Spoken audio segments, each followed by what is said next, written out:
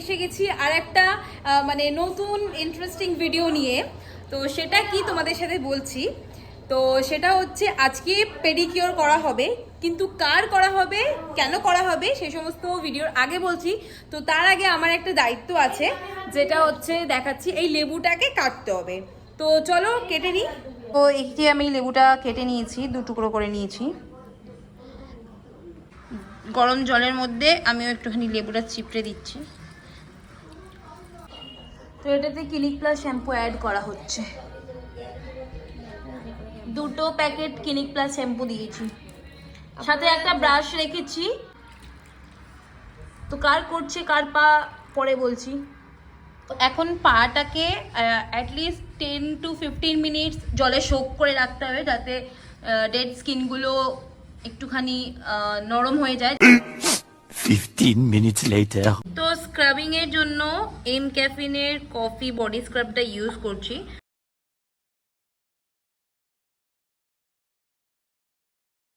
এটা দিয়ে ঘষে ভালো করে, যাতে ডেড স্কিনগুলো ভালো করে ক্লিয়ার হয়ে যায়। এখানে ব্রাশটা দিয়ে নখের ময়লাগুলোকে পরিষ্কার করে দেওয়া হচ্ছে। দেখতে পাচ্ছ কিরকম ভাবে ডেড সেলগুলো উঠছে, একবার ক্লোজ থেকে দেখো, দেখতে পাবে। যেই লেবুটা আমরা দিয়েছিলাম জলের মধ্যে, সেই লেবুর যে বাকিটা রয়েছে ওই খোলাটা দিয়ে ভালো করে রাব করে নিচ্ছি। A few moments later. যে প্রসেসগুলো ছিল সেগুলো কমপ্লিট হয়ে গেছে। তো ওই জলটা ফেলে নর্মাল একটা জল নিয়ে নিচ্ছি, ঠান্ডা জল। তো পাটাকে ভালো করে ওয়াশ করে নিতে হবে। তো পাটাকে এবারে একটু ড্রাই করে নিচ্ছি, টাওয়াল গামছা যেটা দিয়ে পারবে তোমরা। তো এরপরে ময়শ্চারাইজার লাগিয়ে দেবো, জাপানিজ চেরি ব্লসমের একটা, দেখতেই পাচ্ছ এটা।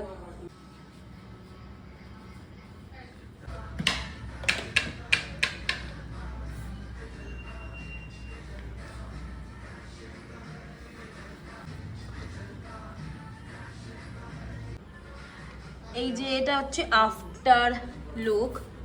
সো পেডিকিওর কমপ্লিট হয়ে গেছে। এইবারে মেইন যে জিনিসটা, সেটা হচ্ছে কার করছিলাম বা বোন কার করে দিচ্ছিল। তো ফাইনাল ফেস রিভিল করছি। তো দেখো তোমরা কে ছিল। এই যে ইনি হচ্ছেন আমাদের পিতাশ্রী। বলো তোমার কেমন লেগেছে? না, আগে যে পাটা ভারী ভারী লাগতো, এখন একটু হালকা লাগছে, খুব শান্তি লাগছে। ভালো হয়েছে পাটা?